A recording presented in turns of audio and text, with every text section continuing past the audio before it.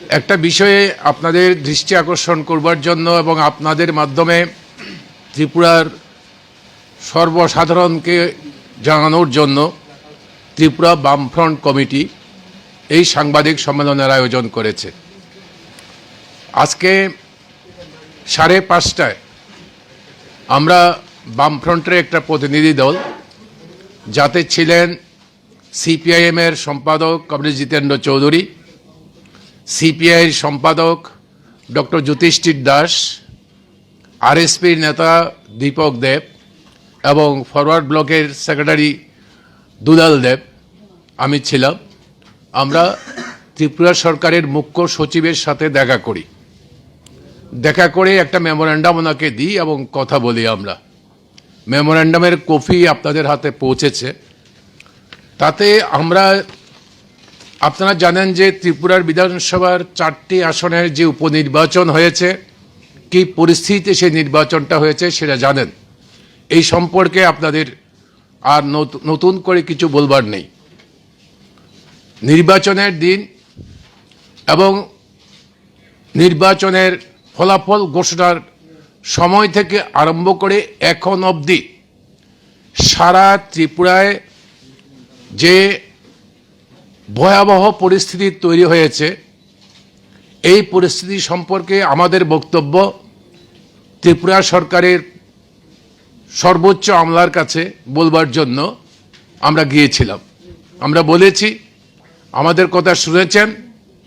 উনি বলেছেন জেলা শাসক এবং জেলার পুলিশ কর্তা ব্যক্তিদের সাথে উনি কথা বলবেন, তাদের দৃষ্টিতে নেবেন এই সম্পর্কে কি কি বিষয়গুলো করা যায়, কি সিদ্ধান্ত নেওয়া যায়।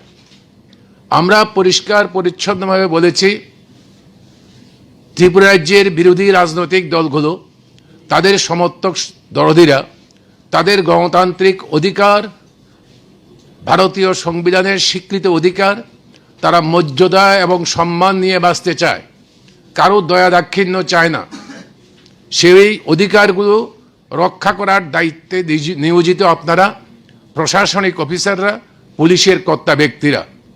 কিন্তু এখানে 4টি বিধানসভা আসনের উপনির্বাচনের ফলাফল ঘোষণার অব্যবহিত পরে এখন অবধি, এবং সেটা চলতে থাকবে, সেটা হচ্ছে RSS পরিচালিত বিজেপি সারা রাজ্যে পরিকল্পিতভাবে সন্ত্রাস অব্যাহত রেখেছে।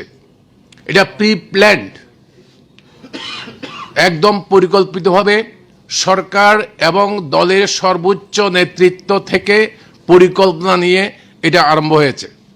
এবং সে আক্রমণে, প্রাণঘাতী আক্রমণ, একদম খুন করে ফেলার জন্য আগুন দিয়ে বসতবাড়ি, দোকানঘর, অন্যান্য সম্পদ, গাড়ি, স্কুটি, বাইক নষ্ট করে দেওয়া, এবং বিরোধী রাজনৈতিক দলের লোকদের, এটা কোনো বয়সের সীমা নেই, 8 থেকে 80, বৃদ্ধা থেকে নাবালিকা, বাচ্চা ছেলে মেয়ে, কেউ এই আক্রমণের হাত থেকে রেহাই পাচ্ছে না। এবং এটা শুধুমাত্র CPIM এবং বামপন্থী দলগুলির বিরুদ্ধে নয়, বিজেপির বিরোধী সমস্ত রাজনৈতিক দলগুলো এই আক্রমণের শিকার হয়েছে। এবং এই যে ঘটনাগুলো ঘটছে, সেখানে আজকে ত্রিপুরাতে শুধুমাত্র রাজনৈতিক দল, সাধারণ মানুষ আক্রান্ত হচ্ছে তা নয়। সাধারণ মানুষ ওষুধ আনতে যাচ্ছে, ওষুধ কিনতে, বাবার জন্য ওষুধ কিনতে যাচ্ছে, বাড়িতে লোক অসুস্থ, সেই লোককে বেধড়ক মেরেছে, ও হাসপাতালে ভর্তি হতে হয়েছে, এরকম অবস্থা তৈরি করেছে। এবং সেই মারধরটা শুধুমাত্র এখন সাধারণ মানুষ, রাজনৈতিক কর্মী তাদের মধ্যে নেই। পুলিশ মার খাচ্ছে ডাক্তার, স্বাস্থ্যকর্মীরা, সংবাদ মাধ্যমের কর্মীরা, এরা কেউ বাদ যাচ্ছে না এখন এই আক্রমণের হাত থেকে। এটা করা হচ্ছে এই জন্য যে মা বোন সহ, যেটা ত্রিপুরায় ছিল না, আমাদের একটা সভ্যতা সংস্কৃতি ছিল, এই প্রথমবার দেখলাম মেয়েদের দেখলাম নামাতে ভোট জালিয়াতি কিভাবে করতে হয়, কিভাবে হামলা হুজ্জুতিতে নেতৃত্ব দিতে হয়, বিজেপির মহিলাদের পর্যন্ত এই কাজে আজকে নামিয়েছেন, যেটা ত্রিপুরার সভ্যতা কৃষ্টি সংস্কৃতির মধ্যে মিল খায় না। এটা শুধু এর মধ্যেই সীমাবদ্ধ নেই, বিরোধী রাজনৈতিক দলগুলো তাদের অফিস আক্রান্ত বিভিন্ন জায়গাতে। এর মধ্যে আপনারা সেই খবরগুলো জানেন, সে আপনার সাবরুম থেকে ধর্মনগর পর্যন্ত বিরোধী রাজনৈতিক দলের শুধু সিপিআইএম এবং বামপন্থী নয়, কংগ্রেস দল এবং অন্য দলের অফিসও আক্রান্ত হয়েছে, পুড়ে দেওয়া হয়েছে। কেন এটা করা হচ্ছে? এটা মনে রাখা দরকার যে আমরা যেটা মনে করি বামপন্থীরা, ফেসিবাদ চায় ভীতির পরিবেশ জনগণের মধ্যে বিরাজ করুক। ভীতির পরিবেশ যদি থাকে, এটাই হচ্ছে মূল পরিকল্পনা আরএসএস এর, যে একটা ভীতির পরিবেশ তৈরি করো যাতে করে মানুষ তার রুটি রুজি অন্ন বস্ত্র বাসস্থান শিক্ষার কথা উচ্চারণ করতে না পারে, তার জীবনকে রক্ষা করা। আমি বাঁচতে চাই, এটাকে রক্ষা করাই সবচেয়ে বড় দায় হয়ে পড়ে। এরকম একটা পরিবেশ, আতঙ্কের পরিবেশ তৈরি করতে চায় এবং সেটার পরিকল্পনা নিয়েই তারা এটা এই যে অব্যাহত গতিতে চালাচ্ছে। এটা একটা দিক। দ্বিতীয় আক্রমণ হচ্ছে এক্সটর্শন অফ মানি, তথাকথিত বিজয় উৎসব। আপনারাও জানেন, আমরাও জানি, এমনকি মাননীয় মুখ্যমন্ত্রী এখন যিনি, উনি নিজে জানেন উনি কিভাবে জিতেছেন। কাজেই এখন বিজয় উৎসবের নামে সাধারণ দোকানদার, সাধারণ মানুষ, লুট বাণিজ্য চলছে, লুট চলছে, চাঁদার জুলুম সারা রাজ্যের মধ্যে। আজকে এই বাজারে, কালকে ওই গ্রামে, পরশু অমুক জায়গাতে অবিরাম বিজয় উৎসব চলছে এবং সেই বিজয় উৎসবের সমস্ত টাকা পয়সা মানুষের কাছ থেকে লুট করা হচ্ছে। এই রকম যখন ঘটনা, কোথায় প্রশাসন, কোথায় সরকার, কোথায় পুলিশ? পাত্তা দেখবেন না তাদের। পুলিশের কাছে যদি মানুষ আক্রান্ত হয়ে যায়, পুলিশ এফআইআর নিচ্ছে না।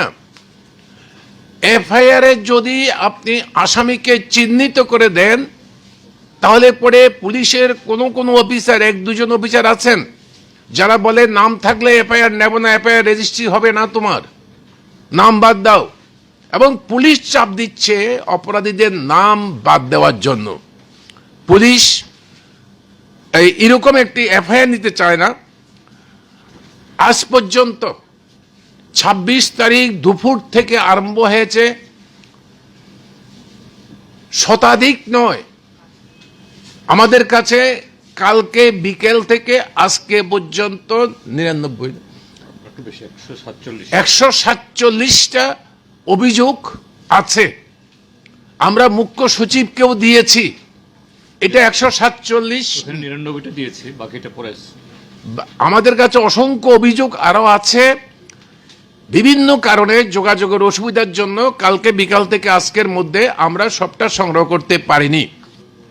এই অভিযোগগুলো আমরা করেছি, কিন্তু অবাক ব্যাপার হচ্ছে 26 তারিখ দুপুর থেকে নয়, শুধু এই সরকার প্রতিষ্ঠিত হওয়ার দিন আজ পর্যন্ত কোনো অপরাধী গ্রেপ্তার হয়নি। কোর্টের ইন্টারভেনশন ছাড়া এক দুটি ক্ষেত্রে গ্রেপ্তার হলে পরেও লঘু ধারা, যে ধারাতে জামিনযোগ্য, এই ধারা দিয়ে ওদেরকে পাশ কাটিয়ে দেওয়ার চেষ্টা করেছে। উল্টো দিকে যারা আক্রান্ত, তাদের বিরুদ্ধে গুরুতর অভিযোগে অভিযুক্ত করে মিথ্যা মামলা দায়ের করা হয়েছে। এইভাবে পুলিশের কাজ, পুলিশের একাংশের কাজ এটা এই চলছে। আমি বলেছি যে দোকান লুট, অগ্নিসংযোগ, নিরীহ মানুষের উপর আক্রমণ, একটি মানুষ, একটি অপরাধী এখন অবধি গ্রেপ্তার হয়নি। আমরা চিফ সেক্রেটারির কাছে এটাই বলেছি, এটা চলতে থাকবে কিনা, এটা চলতে দেওয়া যায় কিনা। আমাদের পরিষ্কার পরিচ্ছন্ন বক্তব্য যে আপনাদের মাধ্যমেও আমরা ত্রিপুরার সমস্ত রাজনৈতিক দল মত ধর্ম বর্ণ নির্বিশেষে আমাদের আবেদন থাকবে, না এটা আর মেনে নেওয়া যাবে না, প্রতিবাদ করতে হবে, গ্রামের সব মানুষ এসে ঐক্যবদ্ধভাবে প্রতিরোধ করতে হবে। দুর্বৃত্তদের হাতে ত্রিপুরাকে ছেড়ে দেওয়া যাবে না। দুষ্কৃতিকারীরা ত্রিপুরার গ্রাম শহর পাড়া দখল করবে, হাট বাজার অফিস আদালত স্কুল কলেজ দখল করে রাখবে, আর সাধারণ মানুষ চলাফেরা করতে পারবে না। এটা চলতে দেওয়া যায় না। এই পরিস্থিতিতে আমরা মুখ্য সচিবকে বলেছি, কেন তোমার পুলিশ সুমোটো এফআইআর নিচ্ছে না? মানুষ আতঙ্কিত। আমি আগেই বলেছি ফ্যাসিস্টরা চায় আতঙ্কের পরিবেশ, এবং সেটাতে তারা কম বেশি যে সফলতা অর্জন করতে পারছে না তা নয়। মানুষ আক্রান্ত হচ্ছে কিন্তু অভিযোগ জানাতে সাহস পাচ্ছে না, কারণ পুলিশ সাহায্য করবে না। কাজেই যতটুকু অভিযোগ করা হয়েছে সেখানে তো এফআইআর নাম আছে, বা নাম না থাকলে পরেও তোমার পুলিশ তদন্ত করতে পারে। আর তাও যদি না হয়, ঘটনা ঘটেছে, তুমি দেখেছ জ্বলে গেছে বাড়িটা, তারপরে কেন এফআইআর সুমোটো এফআইআর হবে না? পুলিশ কেন সুমোটো এফআইআর নেবে না? পুলিশকে সুমোটো এফআইআর নিতে হবে, এবং তদন্ত করে যারা প্রকৃত দুষ্কৃতিকারী অপরাধী, সেই অপরাধীদের চিহ্নিত করে তাদের গ্রেপ্তার করতে হবে, আদালতে তাদেরকে উপস্থিত করতে হবে, সেখানে যাই হবে হবে। দ্বিতীয়ত, আমরা বলেছি যে ত্রিপুরা সরকার 2018-তে ত্রিপুরা ভিকটিম কম্পেনসেশন স্কিম একটা স্কিম চালু করেছে, ত্রিপুরা সরকার করেছে সেটা। কাজেই এই স্কিমে আমাদের ঘরবাড়ি পুড়িয়ে দিয়েছ, সম্পত্তি লুট করেছ, নষ্ট করেছ, আগুন দিয়ে ধ্বংস করে দিয়েছ, কেন কম্পেনসেশন পাবো না আমি? ডিএমরা তার অথরিটি, কর্তৃপক্ষ, তুমি ডিএমদের নির্দেশ দাও, আমরা দরখাস্ত করব, আমাদেরকে কম্পেনসেশন দিতে হবে, সমস্ত ক্ষতিগ্রস্তদের ক্ষতিপূরণ দিতে হবে।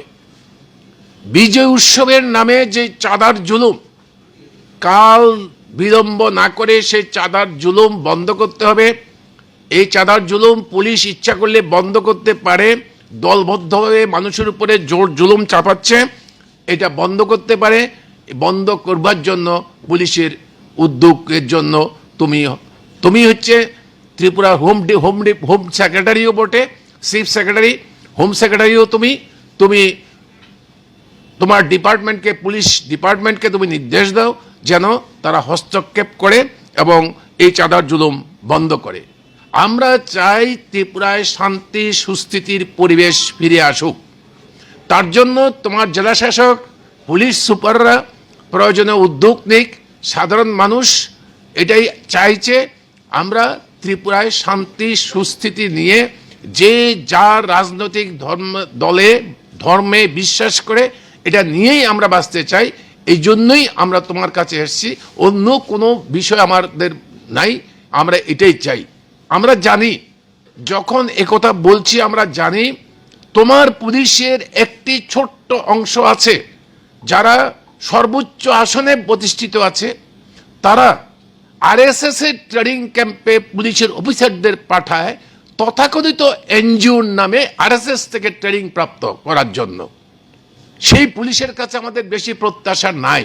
কিন্তু তুমি চিফ অফ দি অ্যাডমিনিস্ট্রেশন, তুমি হোম সেক্রেটারি, তুমি দেখতে হবে যে পুলিশ যেন নিরপেক্ষভাবে কাজ করে, পুলিশ যেন আরএসএস এর মতো এনজিওর হাতে ট্রেনিং প্রাপ্ত না হয়, তোমাকে দায়িত্ব দিতে হবে। এই কথাগুলো আমরা বলেছি এবং আমরা ওনার সাহায্য চেয়েছি। উনি বলেছেন আমাদেরকে, উনি জেলাশাসক পুলিশ সুপারদের সঙ্গে কথা বলবেন যাতে শান্তি সুস্থিতি এসব ফিরে আসে। কম্পেনসেশনের এরকম যে বিষয় থাকে তাহলে পরে সেখানে কেন তোমাদেরকে কম্পেনসেশন দেওয়া হবে না? এফআইআর আছে এবং পুলিশ সুমোটো এফআইআর নেওয়ার অধিকার আছে, পুলিশকে সুমোটো এফআইআর নিতে হবে, আসামি গ্রেপ্তার হোক, এটা আমরা চাই। শান্তি সুস্থিতি সম্প্রীতি বজায় থাকুক ত্রিপুরায়, এটা চাই। কাজেই এই ব্যবস্থা জারি রাখা হোক। এই যে এটা উনি কথা দিয়েছেন যে উনি চেষ্টা করবেন, কিন্তু উনি সব না, পলিটিক্যাল এক্সিকিউটিভ যারা, রাজনৈতিক ক্ষমতা যাদের হাতে, ওদের সেই রাজনৈতিক সদিচ্ছা নেই বিজেপি দলের। কাজেই আমরা ওনার কাছে এই ডেপুটেশন দেওয়ার পরেই এটা মনে করছি না যে কালকে সব বন্ধ হয়ে যাবে। ওনার যত উদ্যোগী থাকুক না কেন, রাজনৈতিক যারা নেতৃত্ব সরকারের, সেই রাজনৈতিক নেতৃত্বে রাজনৈতিক সদিচ্ছার অভাব। তারাই চায় সন্ত্রাস বজায় থাকুক, তারাই চায় ভীতির পরিবেশ থাকুক, যেন মানুষ তাদের বিরুদ্ধে কথা বলতে না পারে, চাকরির কথা বলতে না পারে, অভাব অভিযোগ দুঃখ দারিদ্র্যের কথা বলতে না পারে। এই জন্যই ত্রিপুরার মানুষ তাকে সচেতন হতে হবে, সজাগ হতে হবে, প্রতিবাদ করতে হবে, প্রতিরোধ করতে হবে। এছাড়া অন্য কোনো বিকল্প জায়গা নেই, এটাই আমরা মনে করি। এই কথাগুলো বলবার জন্য আমাদের সম্পাদক আছেন, অন্য পার্টির নেতারা এখানে আছেন, তারাও বলবেন। এই কথাটুকু বলবার জন্য আমরা আপনাদেরকে ডেকেছি। আপনাদের মাধ্যমে ত্রিপুরার সমস্ত নাগরিকরা এই বার্তা গিয়ে পৌঁছুক, এটা আমরা চাই। এবং আপনারা এই নির্বাচনেও বিভিন্ন খবর সংগ্রহ করতে গিয়ে অপদস্থ হয়েছেন, অত্যাচারিত হয়েছেন।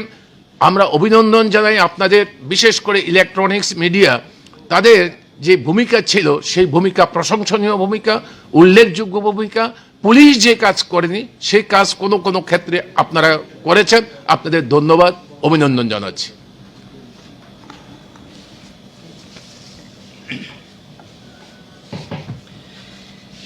এখানে আমাদের আজকে এই ডেপুটেশন দেওয়ার মূল উদ্দেশ্য বা তার কারণ আপনারা শুনেছেন।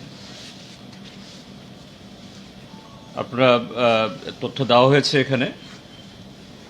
এখন অবধি যে গণনার পর, গণনার আগে বা নির্বাচনের আগে, নির্বাচন চলাকালীন সময়েতে তো হয়েছেই, সবগুলো তথ্য নিয়ে আমরা দিইনি।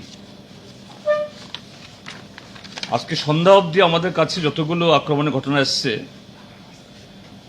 মোট 147টি, 147। তার মধ্যে সিপাহীজলা জেলাতে 15টি, সিপাহীজলা কোনো নির্বাচন ছিল না। দক্ষিণ ত্রিপুরা জেলাতে 22টি ঘটনা, সেখানে নির্বাচন নেই। উত্তর ত্রিপুরা জেলা একটা নির্বাচন হয়েছে, কিন্তু সংখ্যাটা সেখানে কম, 2টি। ঊনকোটি জেলাতে 1টি। খোয়াই জেলা north 2, including the vandalization of one CPIM party office. Khowai 7টি। পশ্চিম ত্রিপুরা জেলাতে এখন অবধি 67টি, 67। ধলাই জেলা যেখানে নির্বাচন হয়েছে শুরুমাতে, সেখানে 33টি, এখন অবধি 147টি ঘটনা, তার রিপোর্ট আমাদের কাছে এসেছে। তো এই সংখ্যাটা এবং তার যে ব্যাপ্তি, এটা লক্ষ্য করুন। নির্বাচন হয়েছে যুবরাজনগরে, সুরমাতে, 6 আগরতলা আর 8 বরদোয়ালি। কিন্তু ঘটনা ঘটছে বিলুনিয়া, সাবরুম, উদয়পুর, বিশালগড়, খোয়াই। কেন এটা করছে? যে ভারতীয় জনতা পার্টি 4টা সিটে ভোট হয়েছে উপনির্বাচন, 3টা জিতে তারা জনাদেশের জনসমর্থন দাবি করছেন। যে তাই হয়ে থাকে, আর সেই নির্বাচনে প্রতিদ্বন্দ্বী শাসক দলের সভাপতি, রাজ্যের এখন মুখ্যমন্ত্রীর দায়িত্ব সামলাচ্ছেন, আবার রাজ্যসভারও সদস্য, MLA। আমি দেখলাম একটা ভিডিও ফুটেজে, আমি তো ডাবল সিলিন্ডার না 4 সিলিন্ডার। ত্রিপুরাজ্যে এরকম রেকর্ড আর অতীতে হয়নি, আর কখনো হবে না। এত পাওয়ারফুল। তো সেই পাওয়ারটা আপনি শান্তির জন্য, গণতন্ত্রের জন্য, উন্নয়নের জন্য এবং আপনার সুনামের জন্য ব্যবহার করুন। 4টা কেন্দ্রে মধ্যে 3টা যে জিতলেন, আর এইভাবে নগ্নভাবে মানুষকে আক্রমণ করাতে হবে? আমি 26 তারিখের ভোট গণনার পর দিন থেকে আজকে অবধি প্রত্যেক দিন সকালবেলা আমি ঘুরছি। এই যে অরুন্ধতিনগর, সূর্যমণিনগর, যেখানে ভোট ছিল না, কাঞ্চনমালা ভোট ছিল না, তারপর এদিকে রামনগর, নয়নীমোড়া, ইন্দ্রনগর, তারপর যে এতে এই জিবির পাশে, মানে বিভৎসতম ঘটনা। রাত 1:30টার সময়তে একটা বাড়িতে গেট ভেঙে ঢুকে, দরজা ভেঙে ঢুকে শাবল দিয়ে আমাদের একজন কর্মী, তিনি এগুলো আঁচ করে সরেছিলেন। তার কন্যা একটা নার্স, তার গলা টিপে গিয়ে ধরছে। আরেকজন লোক তার পায়ে আঘাত করছে ইয়ে দিয়ে, লোহার ইয়ে দিয়ে, তোমার বাবাকে এনে দাও, মেরে ফেলবো। এটা মাত্র 11 বছরের মেয়ে। রাত 2টোর সময়তে সেই বাড়ি ভেঙে তাদের আলমারি, টিভি, রান্নার জন্য গ্যাসের চুলা, বাড়ির স্কুটার সব ভেঙে তছনছ। কি সংস্কৃতি! তারা রাষ্ট্রবাদের কথা বলে। রাষ্ট্রবাদ মানে তো রাষ্ট্রের মানুষের তাদের জীবন জীবিকা, তাদের নিরাপত্তা এটাই সুনিশ্চিত করবে। কিন্তু এই রাষ্ট্রবাদ তো হিটলারবাদ। আজকে ডক্টর মানিক সাহারা, বিপ্লব দেবরা ত্রিপুরার যে হিটলারবাদ চালাচ্ছেন, আমরা তার বিরুদ্ধে শুধু আজকে ডেপুটেশন দিয়ে আসলাম তা না, মুখ্য সচিবকে বলেছি, আপনি শুধু একজন যে আমলা না, আপনি একটা সাংবিধানিক একটা অফিস আপনি হোল্ড করছেন। কাজেই সেখানে থেকে যে সাংবিধানিক দায়িত্ব পালন করার যে এই 3টা দাবি, আমরা 14টা দাবি আমরা দিইনি, যে 99টা নাম আমরা আপনাদের কাছেও দিয়েছি, বাকিটা পরে সেভ দিতে পারিনি। তার মধ্যে একটা ভালো অংশের এফআইআর হয়েছে, আরেকটা অংশ তারা কনসিকুয়েন্সেসের ভয়ে, ইন্টিমিডেশনের ভয়ে, পরবর্তী সময়তে আক্রমণের ভয়ে এখনো সাহস করছেন না, হয়তো দেবেন অনেকে। আমরা বলছি তারা দিক বা না দিক, এটা সাংবিধানিক প্রতিষ্ঠানের দায়িত্ব আক্রান্ত লোকের খবর, বক্তব্য শোনা, তাদেরকে জাস্টিস দেওয়া। পুলিশ যেন সুমোটো তার ইনভেস্টিগেশন করে এবং কালপ্রিটদের গ্রেপ্তার করার ব্যবস্থা করে এবং তাকে ক্ষতিপূরণ দেওয়া হয়। তার সাথে আমরা শুধু এখানে না, আমরা চাইছি আগামী 2 তারিখ জানি কিবার পরে, শনিবার বিকাল 4টায় আমরা এই প্যারাডাইস চমুনেতে আমরা বামফ্রন্টের তরফ থেকে একটা প্রতিবাদ সভা আমরা করব। গোটা দেশকে আমরা জানাবো যে ভারতীয় জনতা পার্টি তাদের সুশাসনের নামে, সবকা সাথ সবকা বিকাশ সবকা বিশ্বাসের নামে কিভাবে আজকে মানুষের সাংবিধানিক অধিকার কেড়ে নিচ্ছে। ভোটটাকে এটা একটা মানে ভোট না, এটা তথ্য দেখলেই দেখা যায়, যেখানে গত বিধানসভা নির্বাচনে 90% বেশি ভোট হয়েছে, এবার এটা নেমে এসছে 77%। 13% মানুষ কেন ভোট দিতে গেল না? যদি তাদের এই সুশাসনে মানুষ যদি এতই ইতে থাকেন, আর তাও ছাপ্পা ভোট দিয়ে এই 77% করেছে। ছাপ্পা ভোট না হলে পরে কি হতো? এটা 67% হতে কষ্ট হতো। সারা দেশকে আমরা জানাবো। কাজে আপনাদেরও আবেদন থাকবে 2 তারিখে আমাদের এই প্রতিবাদ সভা প্যারাডাইজ চমনিতে হবে। এটা আমাদের বক্তব্য যাতে তুলে ধরেন গণতন্ত্রের স্বার্থে, শান্তির স্বার্থে এবং সাংবিধানিক অধিকারের স্বার্থে। তার সাথে এটাও বলতে চাই যে আজকে আইন শৃঙ্খলার অবনতি যেভাবে ঘটছে, এবং এটা তো আগে থেকেই ঘটেছে, এটা আরও যেভাবে আমরা এই নির্বাচনে দেখেছি যে পুলিশের উচ্চতলার সবচেয়ে প্রভাবশালীদের একটা অংশের যে তাদের যে নিকম্মার জন্য, নিকম্মাগিরির জন্য এই যে ঘটনা হয়েছে, এটা যদি বন্ধ না হয়, আমরা চিফ সেক্রেটারি বলেছি, এ রাজ্যে একটা সময়তে বিস্ফোরণ হবে। আমরা চাই না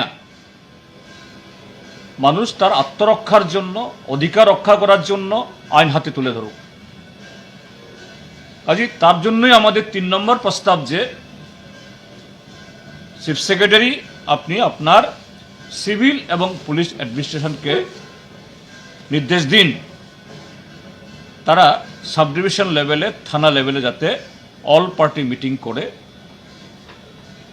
এই যে বর্গী হানা চলছে এগুলি বন্ধ করা হয়। এটা না হলে পরে মানুষ চুপ থাকবে না এবং তার অঘটন ঘটবে। এটা যেন না ঘটে এটা দেখা দরকার অ্যাডমিনিস্ট্রেশনকে। আমরা চাই না এরকম হোক, গণতান্ত্রিকভাবেই যাতে মানুষ তার প্রতিবাদ প্রতিরোধ এগুলি করে, সেই পরিবেশ যেন বজায় রাখা হয়। এই হলো আমার তরফ থেকে সংযোজন। আমাদের বন্ধুরা কিছু বললে বলতে পারে। প্রিয় সাংবাদিক বন্ধুগণ, আমি সিপিআই পক্ষ থেকে আপনাদেরকে অভিনন্দন জানাই। আপনার ইলেকশনের পরে আপনারা যেভাবে কভার করেছেন সেই জন্য আমরা আবারও ধন্যবাদ জানাই। আপনারা জানেন ইলেকশনের পর থেকে একটার পর একটা সারা ত্রিপুরা রাজ্যে যেভাবে নৈরাজ্য চলছে, যেভাবে আমাদের বিজেপি বিরোধী শক্তির উপর আক্রমণ করছে, সেটার জন্য আমরা ধিক্কার জানাই। সেই জন্যই আমরা যে বামফ্রন্টের পক্ষ থেকে এবং আমি এবং আমরা যে 4টি দলের থেকে গিয়েছি, আমরা সেটা তুলে ধরেছি। আমাদের কমরেড চৌধুরী এবং আমাদের আহ্বায়ক নারায়ণকর যেভাবে তুলে ধরেছেন, আমি সেটা বিস্তৃত করতে বলতে চাই না। আমি শুধু বলবো ত্রিপুরার যে সরকার আছে সেই সরকার সেটা বন্ধ করার জন্য অবিলম্বে পুলিশ প্রশাসনকে তার নির্দেশ দিতে হবে। আমরা আরও লক্ষ্য করছি আমাদের পুলিশ প্রশাসন যে উচ্চতম ডিআইজি, উনি নিরপেক্ষভাবে কাজ করছেন না, উনি পক্ষপাতিত্ব করছেন, একটা কেসও আসামিকে ধরছেন না। সেটা যেভাবে একটা নৈরাজ্যের দিকে চলছে, সেই পরিস্থিতি যাতে না ঘটে ত্রিপুরায়, শান্তি পরিস্থিতি ফিরিয়ে আনার জন্য আমি ত্রিপুরা সরকারের কাছে এবং ত্রিপুরা রাজ্য চিফ সেক্রেটারির কাছে যে আবেদন আমরা করেছি সেটা যাতে কার্য করতে হয়, সেই আবেদন রেখেই আমি সিপিআইয়ের পক্ষ থেকে আবারও ধন্যবাদ জানিয়ে আমার বক্তব্য শেষ করলাম। এটা দিয়ে না, পরে দেবো, পরে দেবো। সাংবাদিক বন্ধুরা, আপনারাই আপনাদের সংবাদ মাধ্যমের মধ্য দিয়ে এই যে 4টা কেন্দ্রের উপনির্বাচন কিভাবে নির্বাচন হয়েছে তা আপনারাই প্রকাশ করেছেন, এবং নির্বাচনের ফলাফল ঘোষণার পর থেকে আজকে পর্যন্ত ত্রিপুরায় নির্বাচন হয়নি এই সমস্ত জায়গাতেও, এবং যে সমস্ত জায়গাতে নির্বাচন হয়েছে যে 4টা কেন্দ্রে তার অন্তর্গত এলাকাতে কীভাবে রাজনৈতিক সন্ত্রাস অব্যাহত রয়েছে তাও আপনারা কভার করছেন আপনাদের বিভিন্ন সংবাদ মাধ্যমের মধ্য দিয়ে। এবং আমাদের আহ্বায়ক এবং সিপিআইএম রাজ্য সম্পাদক পরিসংখ্যানও আপনাদের কাছে দিয়েছেন যে কীভাবে সন্ত্রাসের ফলে আজকে 147টা পরিবার এবং 147টা ঘটনা আজকে ঘটেছে। যারাই এই সমস্ত করছেন তাদের নিকট আপনাদের মাধ্যমে আমাদের আহ্বান, নির্বাচন যেভাবেই হোক হয়েছে, ফলাফল ঘোষিত হয়েছে, 4টির মধ্যে রাজ্যের শাসক দল 3টি আসনে তারা জয়লাভ করেছেন। নিশ্চয়ই জয়ের একটা আনন্দ থাকবে, কিন্তু এই আনন্দ উপভোগ করার নামে অন্যদের নিরানন্দ করা, অন্যদের ব্যথাহত করা, অন্যদের ক্ষতিগ্রস্ত করা, এটা বেশি দিন রাজ্যের মানুষ মেনে নেবেন না, মেনে নিতে পারেন না। তো কাজেই আজকে যারা এই ধরনের সন্ত্রাসী কার্যকলাপে লিপ্ত আছেন তাদের কাছে আমরা জানান দিতে চাই, আজকে এদের উপর আক্রমণ আসছে, অগ্নিপথের নামে শেষ পেরেক। আজকে দেখা যায় যে বিজেপি দল তার কেন্দ্রীয় সরকারের মাধ্যমে ঠুকে দিয়েছেন। কর্মসংস্থানের সমস্যা, দ্রব্যমূল্যের সমস্যা, এটা যেখানে আজকে দিনের পর দিন বেড়ে চলেছে, তাহলে এই জয়ের উল্লাসের নামে আজকে বিরোধী মতাবলম্বী যারা আছেন তাদেরও তো একটা গণতান্ত্রিক অধিকার, তাদের উপর কেন এই রকম উপর্যুপরি আক্রমণ, কেন তাদেরকে ক্ষতিগ্রস্ত করা, কেন তাদেরকে ভীত সন্ত্রস্ত করা? তো কাজেই আনন্দ উপভোগ তারা করবেন, অন্যকে নিরানন্দ না করে অন্যদের ক্ষতিগ্রস্ত না করে, এটা যেন সম্যকভাবে ওনারা উপলব্ধি করেন। এবং যে আক্রমণ আজকে যুব সমাজের উপর আসছে, দেশের মানুষের উপর আসছে, জীবন জীবিকা কর্মসংস্থানের প্রশ্নে, সেটার জন্য তারা গঠনমূলক যে কার্যকলাপ সেটাতে তারা লিপ্ত হবেন। এটাই আমরা বামফ্রন্টের পক্ষে। এই ধরনের সন্ত্রাসবাদী জঘন্য কার্যকলাপে যারা এখনও লিপ্ত আছেন তাদেরকে বিরত থাকার জন্য, বিরত করার জন্য আপনাদের মাধ্যমে আমরা সেই উদাত্ত আহ্বান আমরা তাদের নিকট আমরা রাখছি। ঠিক আছে, হ্যাঁ, কিছু করবেন আপনারা? Anything else? আচ্ছা স্যার, একটা বিষয় জানার ছিল। বিধায়ক সুদীপ রায় বর্মন যেদিন মানে রেজাল্ট আউট হয়েছে সেদিনই বিকেলবেলায় সাংবাদিক সম্মেলন করে বলেছেন, এই যে আপনারা যে বিষয়গুলো নিয়ে কথা বললেন সেই বিষয়গুলোর উপরই উনি বলেছেন যে বিরোধীকে, যারা বিরোধী দলগুলো রয়েছে সেই বিরোধী দলগুলোকে একত্রিত হয়ে উনি এক মঞ্চে ডাকছেন, আপনাদের সাথে কথা বলতে চাইছেন। আপনারা কি বলবেন এই বিষয়টা? না, এই কথাগুলো তো আমরা আরও বহু আগে থেকে বলে আসছি, তিনিও বলেছেন এবং নতুন করে নির্বাচিত হওয়ার বলেছেন, এটাকে আমরা স্বাগত জানাই। গণতন্ত্র রক্ষায়, সংবিধান রক্ষায় আজকে সারা দেশেই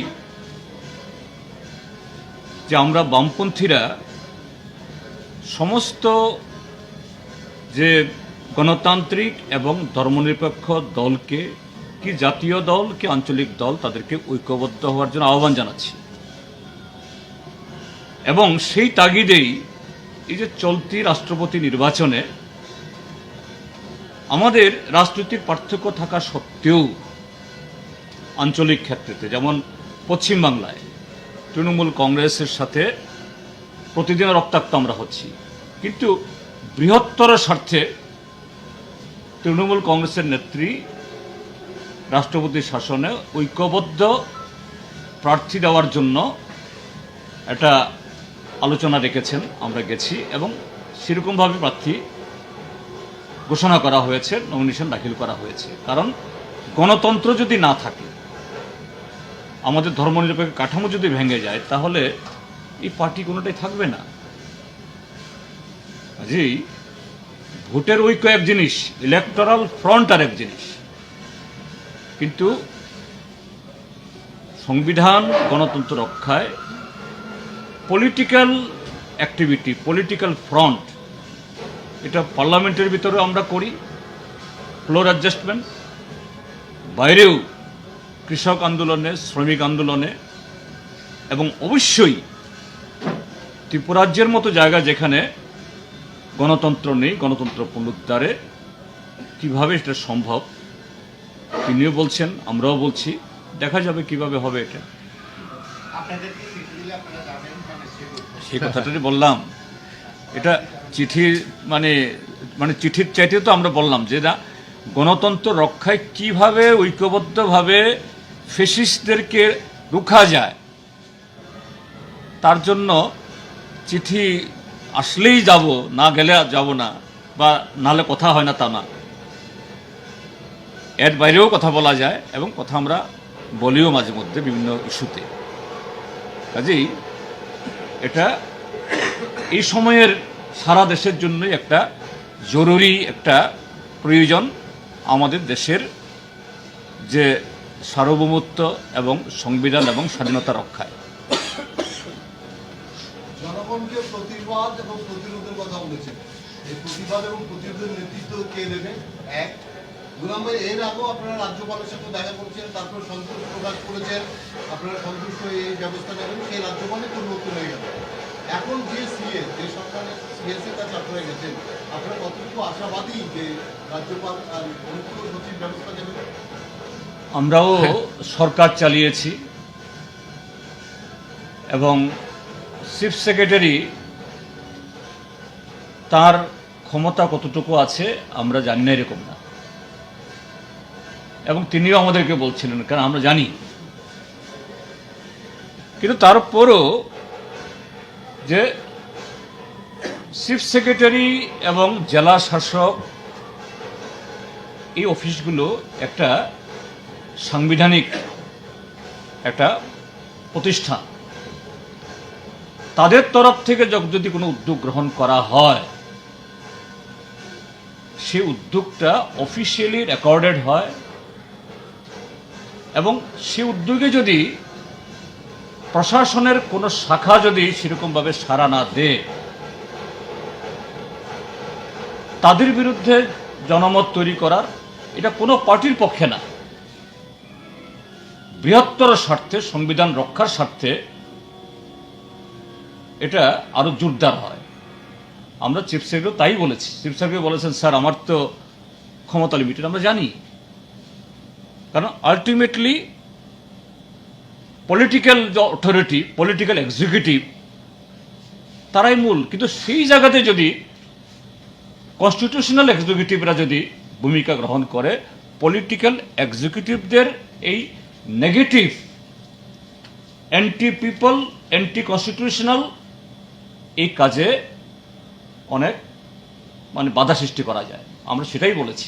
এটা এই রাজ্যের গণতান্ত্রিক আন্দোলনকে উৎসাহিত করবে, শক্তিশালী দেবে, সে ভূমিকা নিন। তিনি বলেছেন, ঠিক আছে স্যার, আমি আপনারা যে 3টা পয়েন্ট দিয়েছেন, আমি 3টা পয়েন্টেই ব্যক্তিগতভাবে ডিজির সাথে কথা বলবো, ডিএমদেরকে ইনস্ট্রাকশন দেব। দেখা যাক। কারণ আমরা গণতন্ত্র মানি, সংবিধান মানি। সে কারণেই যে সংবিধানের যারা রক্ষক, তাদের কাছে আমরা গেছি। নাহলে তো বলবে যে না, আপনারা তো এসব কিছু বলেননি।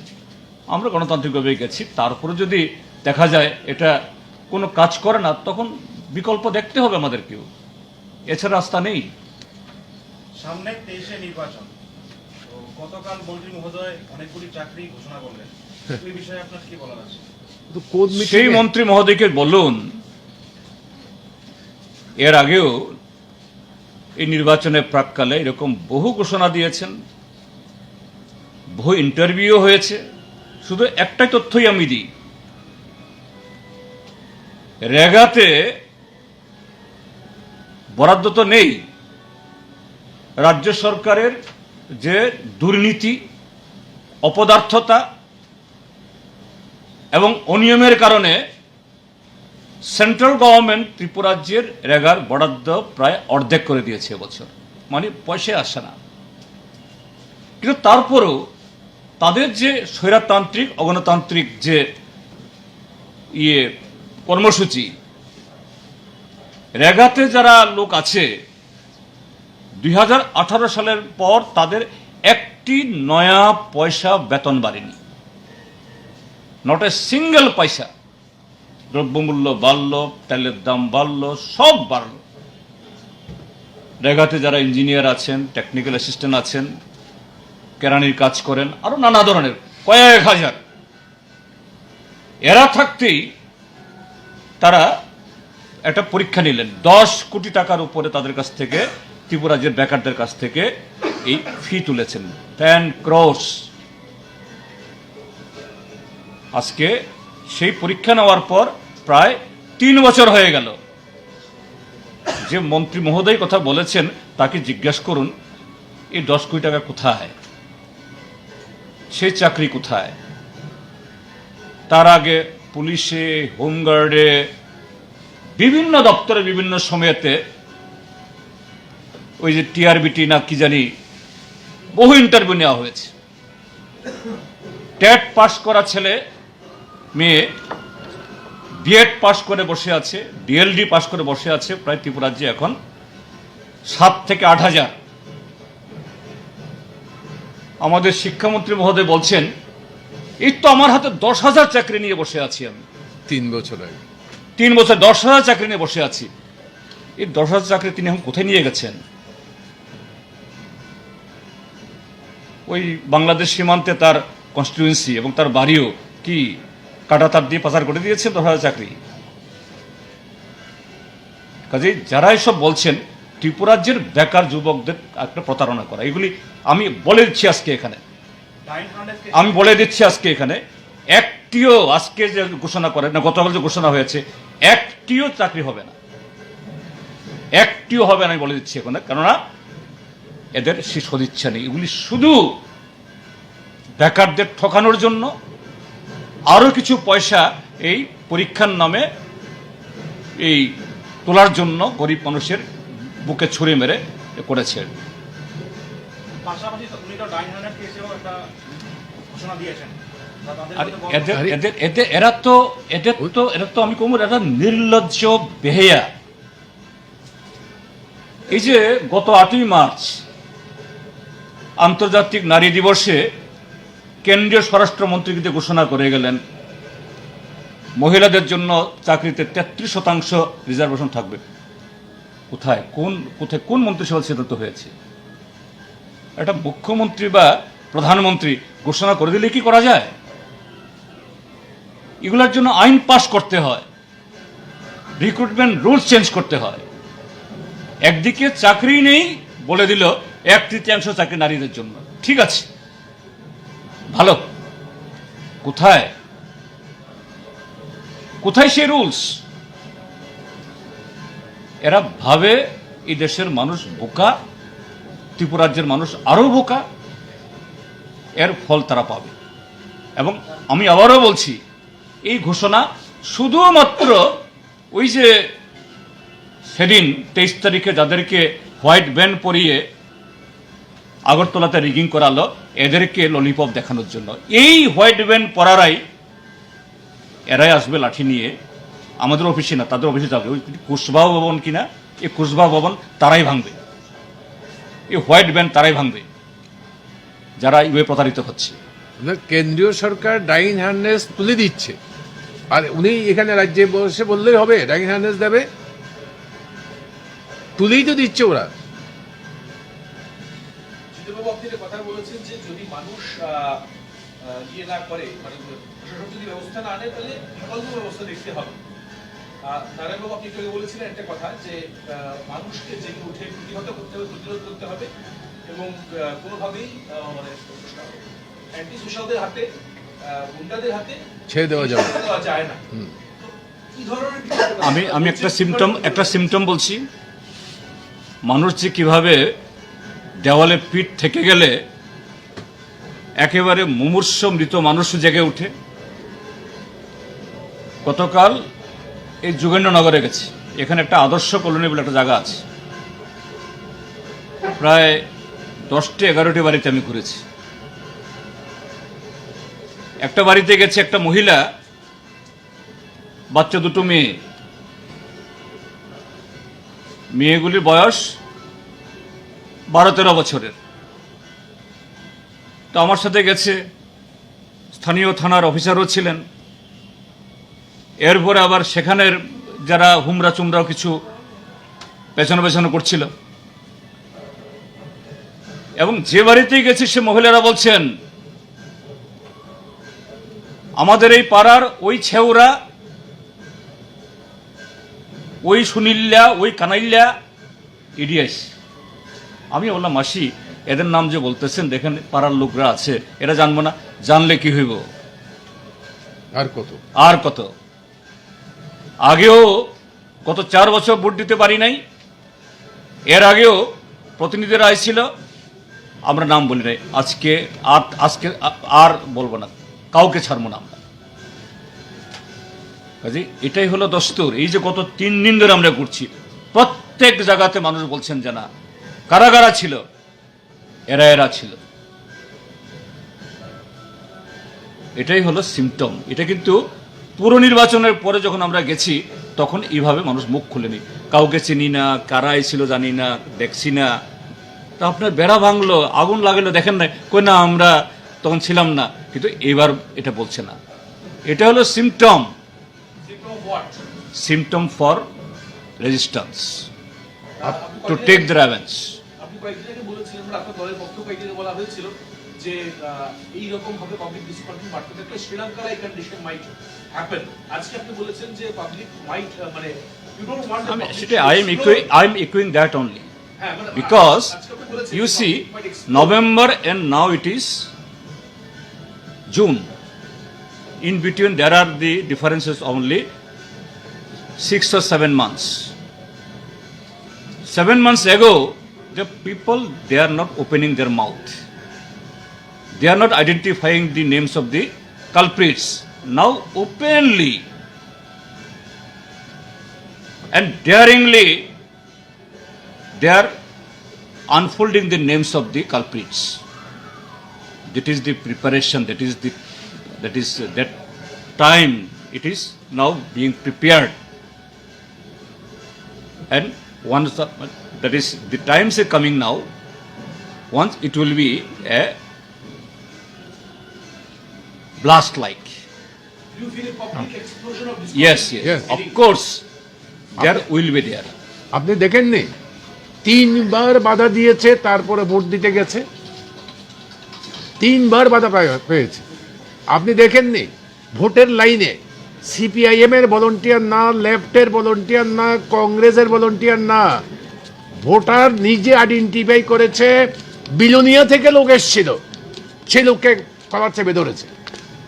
এটা কি মানুষের প্রতিবাদ, প্রতিরোধ না?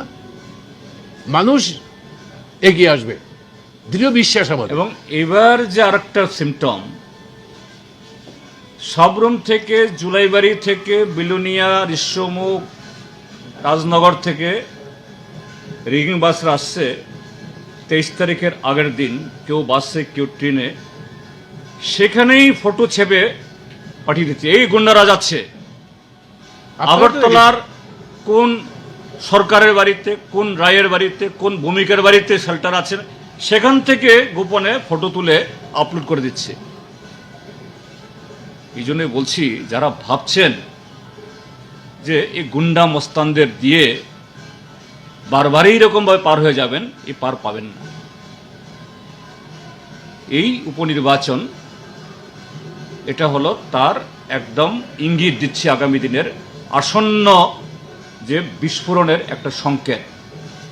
এবং আপনারা সংবাদ মাধ্যমের যারা প্রতিনিধি, আপনারাও সেই পরিবারের, সেই সমাজের, এই যে এবার সংবাদ মাধ্যম থেকেও যেরকমভাবে তার একটা প্রতিরোধ, সত্য তুলে ধরার যে সাহস আমরা দেখলাম, that's what this is the reflection of the total situation. আপনি কোন প্রতিষ্ঠানের আমি জানি না, মানে টিভি হোক আর পত্রিকা হোক, কিন্তু সংবাদ সংগ্রহ করার যে আর্স, মানসিকতা সাংবাদিকদের দেখেছি, কর্মীদের দেখেছি, এটা কি করে বলবো বলুন? আমি সংবাদ মাধ্যম যারা প্রতিষ্ঠানের কর্তা ব্যক্তিদের সম্পর্কে কোনো মন্তব্য করতে চায়, তারা কতটুকু দেবে, কতটুকু এই করবে, সেটা তাদের ব্যাপার। এটার সঙ্গে অনেক কায়েমি স্বার্থ জড়িত। কিন্তু সংবাদপত্রের বা সংবাদ মাধ্যমের কর্মীদের যে আশটা, এটাকে দেখুন শুধু মানুষের প্রতিবাদ।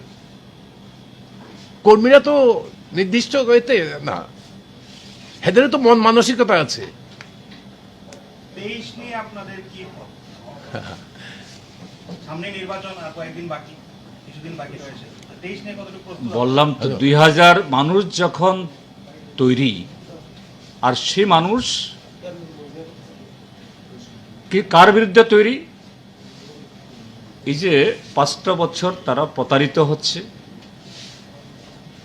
এই 5টা বছর তারা ঠকেছে, বঞ্চিত হয়েছে,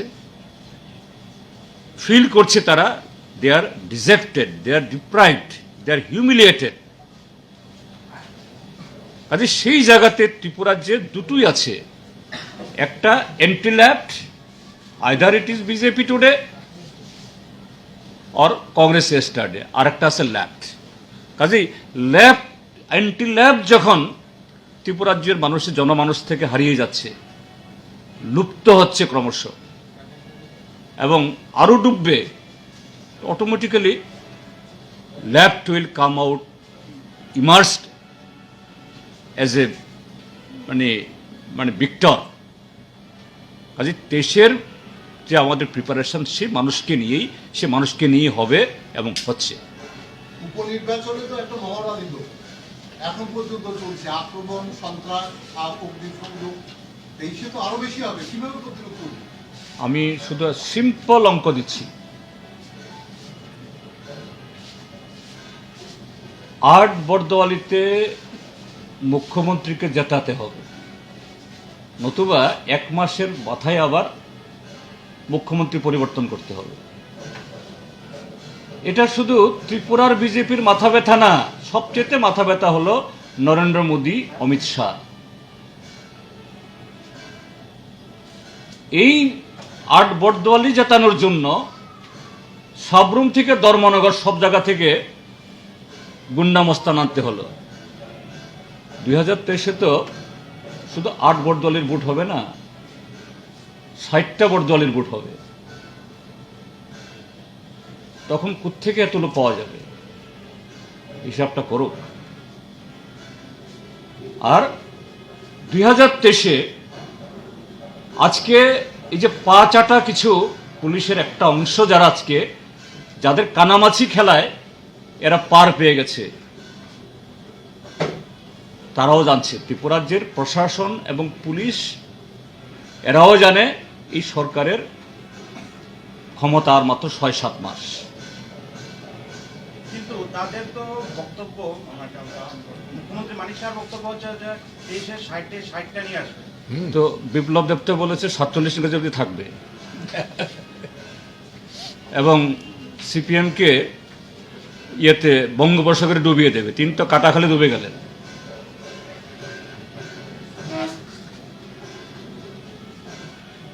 বঙ্গোপসাগরে সিপিএম বামফ্রন্টকে ফেলে দিতে গিয়ে তিনি কাটাখালি ডুবে গেলেন, এখন পাওয়া যাচ্ছে না কোথায়। তো ডক্টর মানিক শাহ উনি বলবেন, এ তো বলতেই হবে, তাকে কিছু তো বলতেই হবে, কাজে না বললে তো হবে না।